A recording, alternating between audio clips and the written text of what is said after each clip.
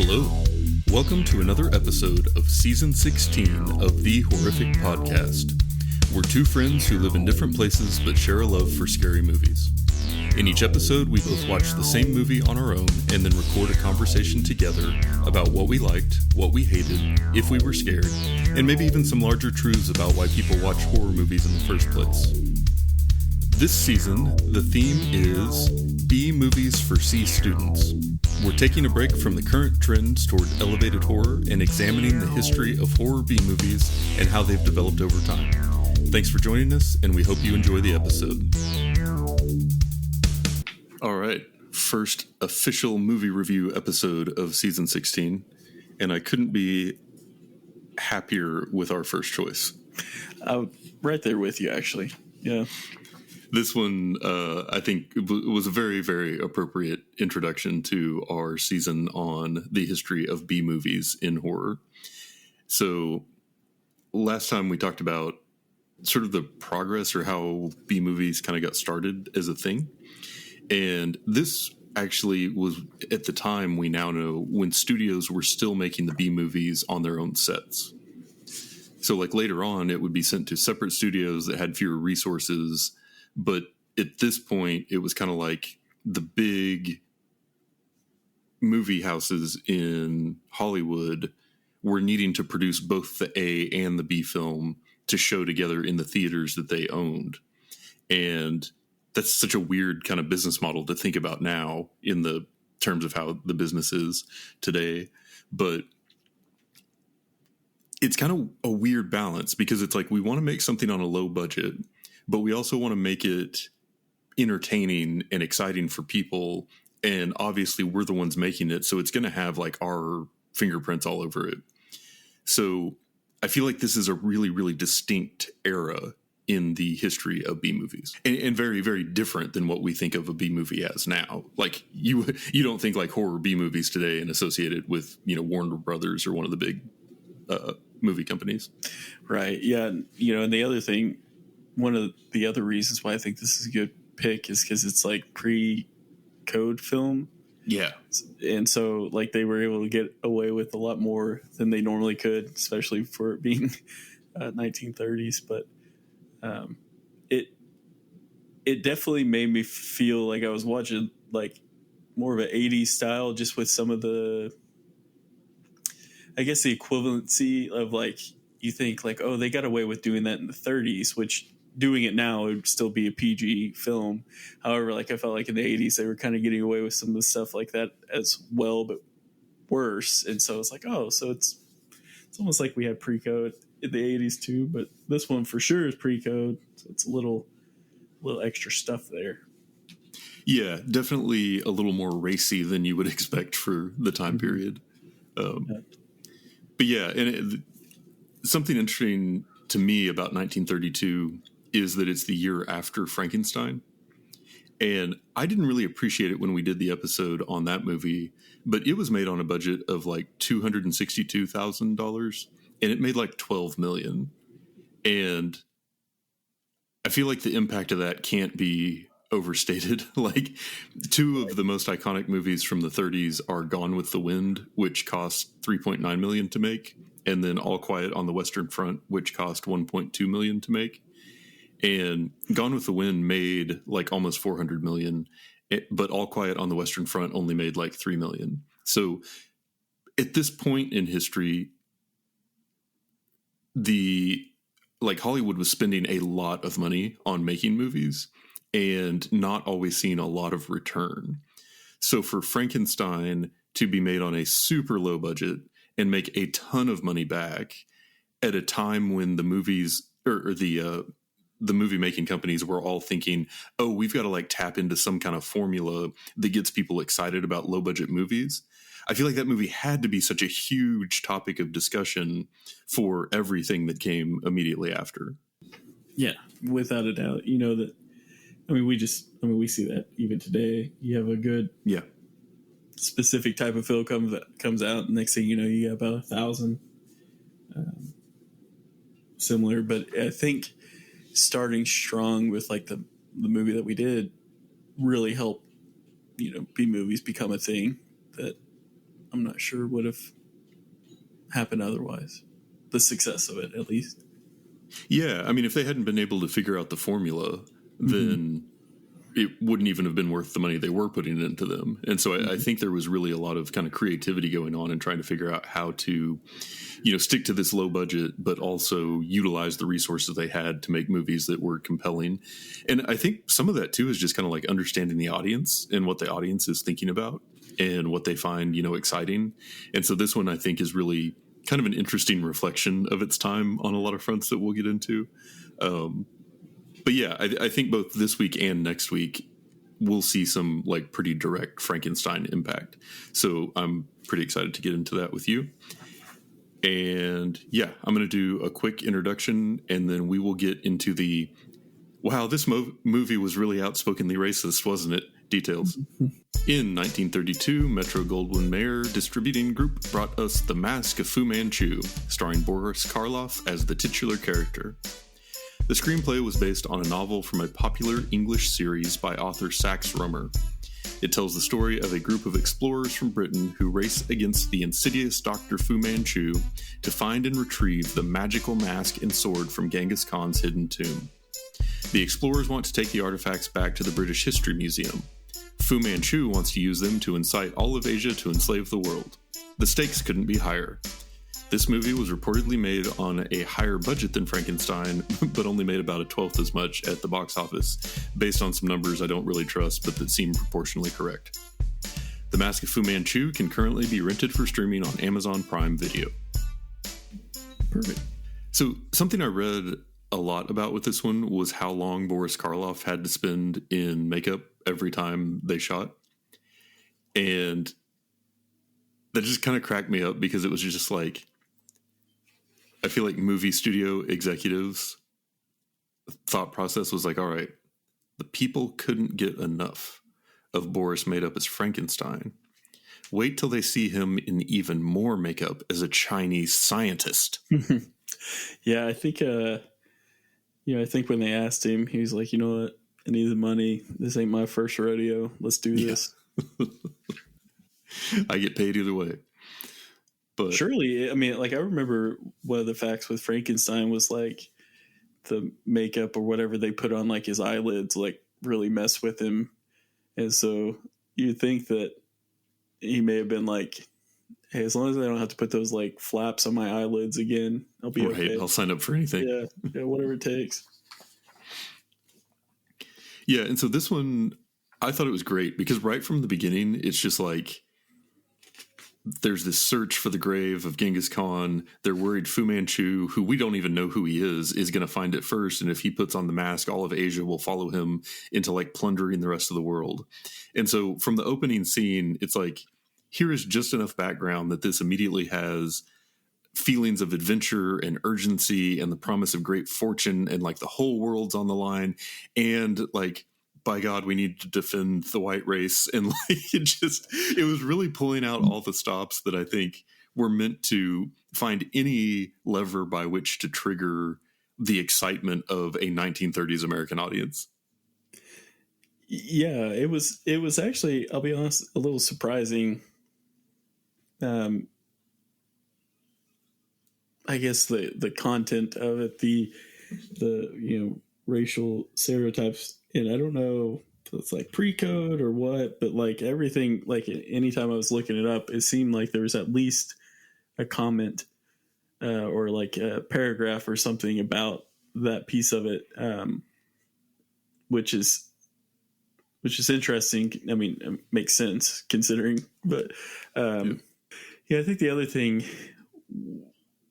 with it as well is just like, okay, well, now we know what I would almost maybe call like the unspoken or like the characteristics of like B horror movies, but back then they didn't have any frame of reference.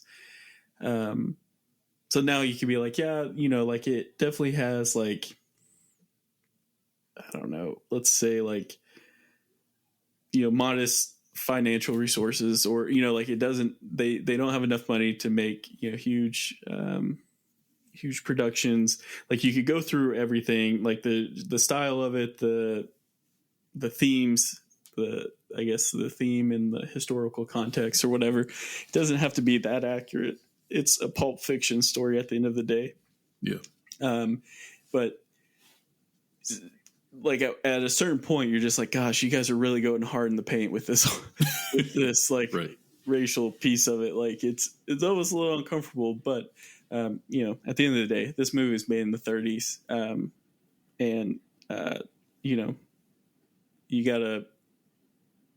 we can't change history, you know, so what can you do with that? But I think as far as the Mask of Fu Manchu goes with the, you know, B movie characteristics, this definitely like definitely nail in the coffin, so to speak.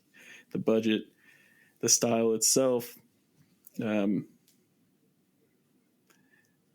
know, even the theme, I guess, is, you know, you got over the top evil villain. You got a pretty gnarly, dangerous, you know, kind of storyline that's happening, you know, a little bit supernatural, obviously, but it's almost like almost lowbrow content. And that's what I'm here for. And so watching this, I was just like, yeah, we're in. But I think it was, you know, like what I was trying to do was like make like almost a checklist of what we kind of talked about with characteristics and all that. And like, just, it seemed like I was able to check it all off in like the first 15 minutes of the movie almost. Very, very good first example. Yeah. And with the racist stuff, it really, the way that a lot of the movie was set up was this idea that Fu Manchu, by getting the mask and sword of Genghis Khan, would somehow gain mystical powers to unite like all of Asia to take over the world. And so a lot of it was framed in like, it's this race against time to defend the white race. And I guess maybe kind of see coming out of World War I, there was that idea of like national identity being threatened, or like an ally of Western Europe and the US, maybe playing into the way that they were framing that a little bit. But it just is one of those things that really stands out when you watch that movie in 2024, because that's so like the opposite of way race gets treated in movies and at this point. But yeah, that's a good point though. But if you can like step us around that and just think about the general idea of, okay, you've got these explorers in a foreign land. One of them has been kidnapped. So there's this race against time. Again, like everything in this movie was about racing against time to do a thing and avert disaster. And it started off just stopping Fu Manchu, but then it was also, oh, we've also got to rescue our guy that his people kidnapped. And it's like the whole world is on the line, or, you know, your father's life is on the line. Like it's just, it feels like they really, really ramped up everything about the movie, because you didn't have any character development of like who these people were beforehand.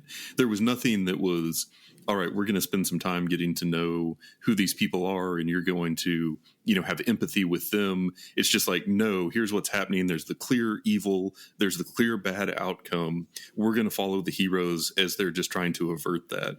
And in my mind, that's also kind of characteristic of B movies, in that it's relying a lot more on sort of the action or the urgency than it is on sort of more traditional storytelling. Yeah, and I think that's also like out of necessity almost too, you know, like I think this movie is a little over an hour long, and, you know, part of that could have been because of budget. It could have been because, you know, just the limitations that they faced. And so, you know, at the end of the day, you got to respect being able to get a story out like this. I mean, like partially like it, like while watching it, I definitely was like, this could be like the villain in an Indiana Jones film, so to speak. Like it just kind of like, it was just kind of fun to like see this, and like, you know that there's definitely influences in like movies that we've seen for sure. I'm just thinking, but just be the fact that they were able to accomplish what they did, which, you know, the story, albeit like exaggerated, which is what we're, you know, it's a movie. It's what we're here for, you know.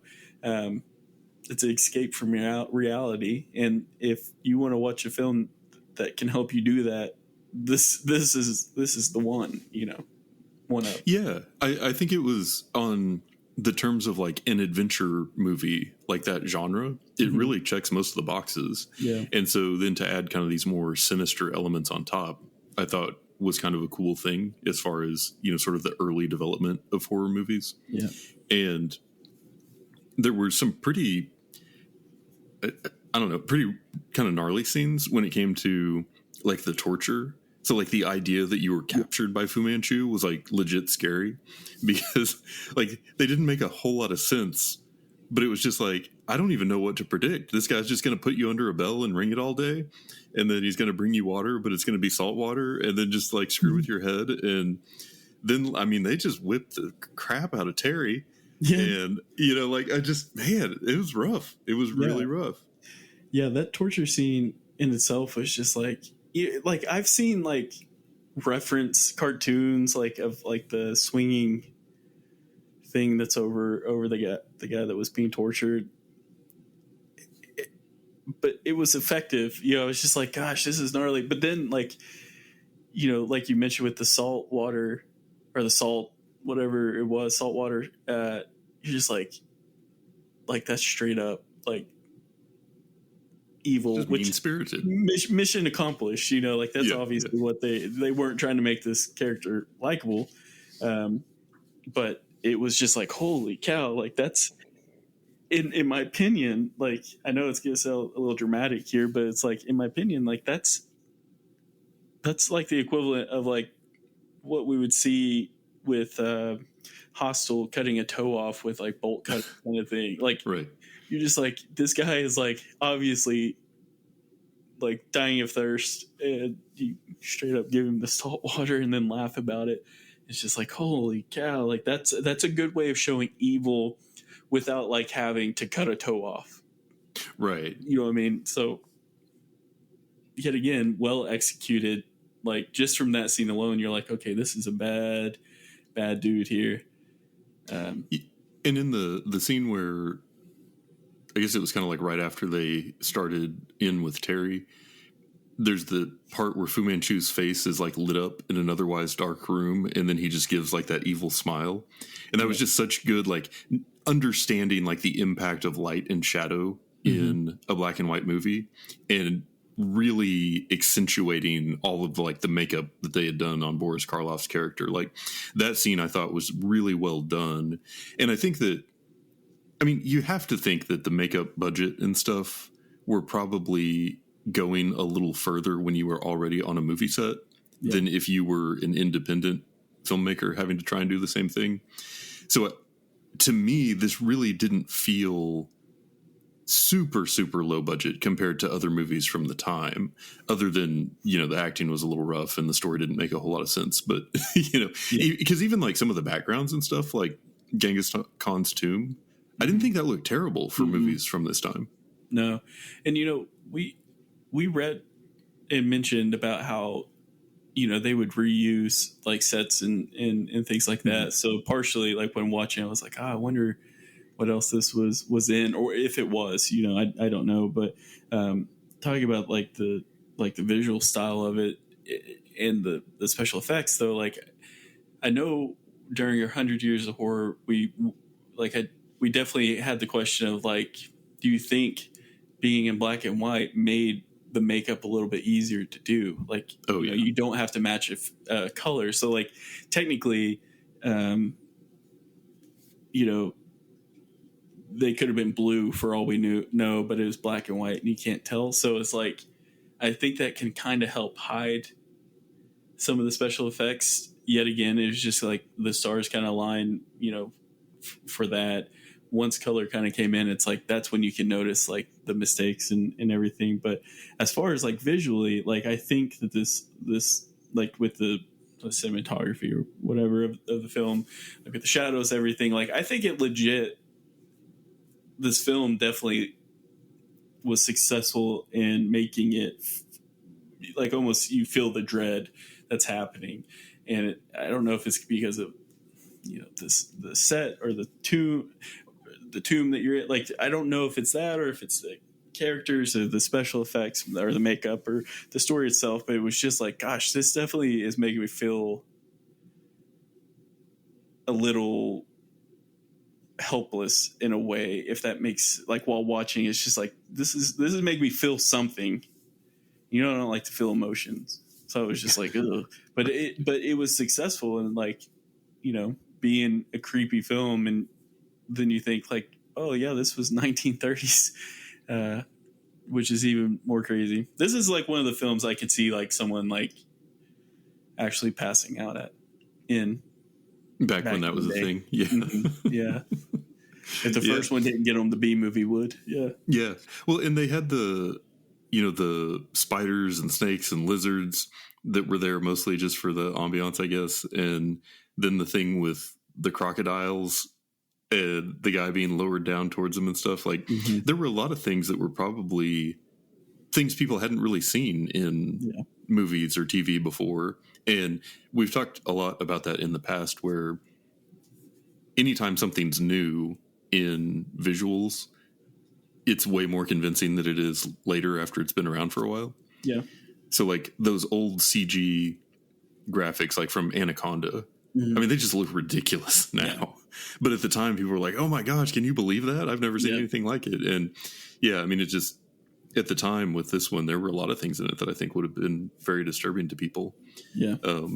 Especially Fu Manchu telling them that they would be the first white martyrs of the new Genghis Khan. Yeah.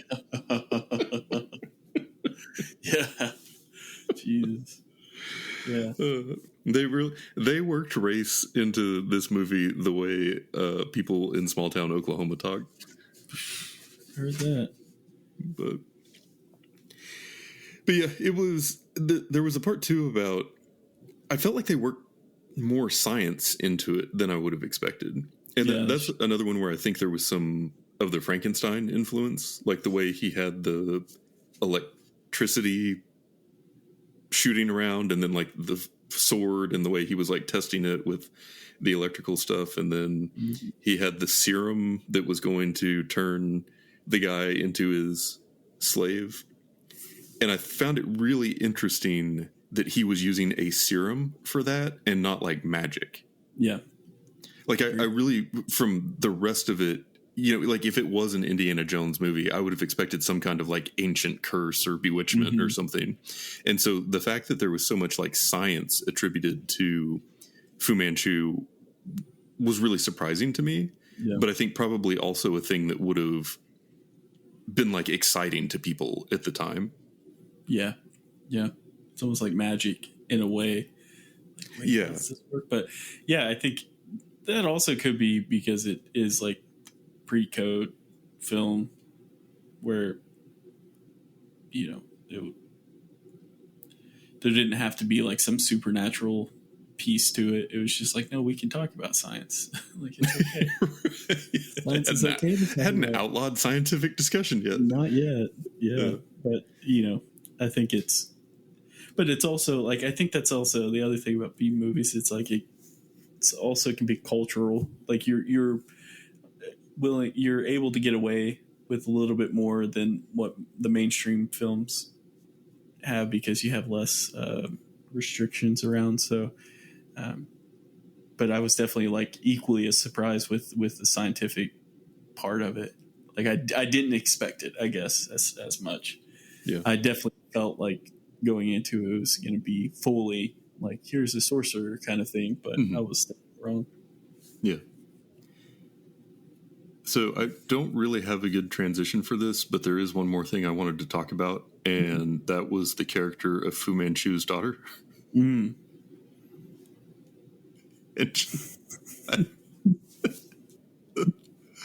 So I actually backed it up and paused it so I could write this down.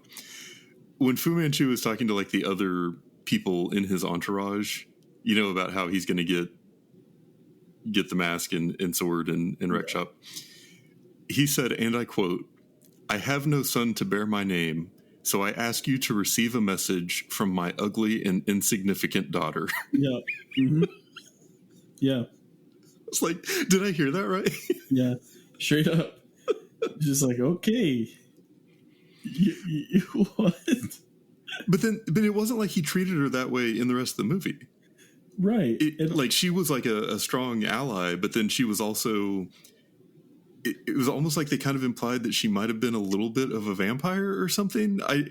I feel like she was just pure weird ambiance in every scene that she was in, with like no backstory or character development or explanation. And I kind of don't hate it. Yeah. I mean, I think when I watched that scene and I heard that, I think my first thought was just like, I wonder if this scene was directly taken from whatever book this was kind of loosely based off of.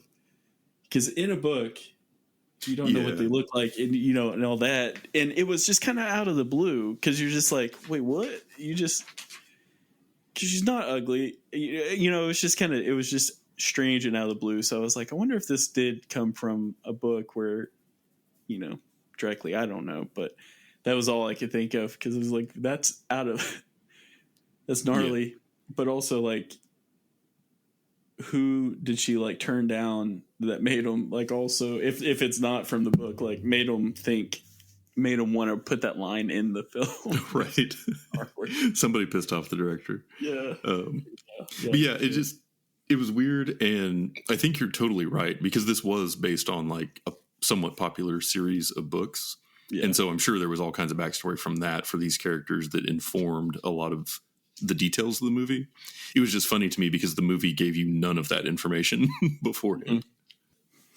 Besides that, the only other thing I had in my notes was that I want to keep an eye on the rest of the movies that we talk about to see specifically about the ending.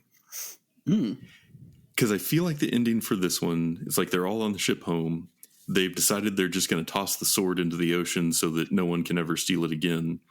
And then all of a sudden they hear a gong and they all freak out. But it turns out it's just a guy serving dinner. And that was just such like campy kind of slapstick humor to end it on, and like a happily ever after type ending. And so I was like, okay, this one I can tell was 100% still made within the studio system. I would bet that once we get away from that into the more like Poverty Row type movies and the more like independent, lower budget movies from later on, that we will see a lot less of that. But that's a theory I want to check as we go along. Yeah, we definitely should. I mean, what was that film that we watched? I think it was last season, where they ended up on the island at the very end, thinking they survived it all. Gosh, I can't remember what it was. They were all on the ship. And then they're going up like into the woods. Yeah, and you like hear the things like roaring or whatever. Mm-hmm. Yeah, like they have a bigger issue at the end. Like they fought the monster off. I don't remember what it was. Was it Deep Rising? Yeah, it was. Yeah. So they fought the monster. They thought they won. They ended up on this island, and then they hear something worse, and it was just like, So that's what I kind of went back to. But I also wondered too if it was like they were doing that to hopefully end on more of a lighthearted note to, I don't know, make people feel better before leaving, considering what they just watched. But who knows? Yeah, and I think that's like a characteristic. Is like it's very, very Hollywood to have a feel-good ending. Right, like to wrap up the story, you feel leaving like all the characters survived and are just living happily ever after, because that's the formula. And so, yeah, I'm curious to see how much of that we see or don't see in the coming weeks. Yeah. But yeah, I thought that was a pretty good start for this season. I think it's like a very, very stereotypical movie of its time that in the B-movie genre. So safe choice. Going to be back next week with another movie that is called Dr. X. And it also was made in 1932. So hope you will join us for that one. Goodbye. And that's it for today's episode. If you've listened this far, then thank you, and we hope you've enjoyed it. We're always looking for new ideas, so if you have any questions, comments, or movie suggestions, please send us an email at thehorrificpod@gmail.com. or hit us up on the IG. That's what the kids call Instagram. Just search for The Horrific Podcast. Thanks for listening.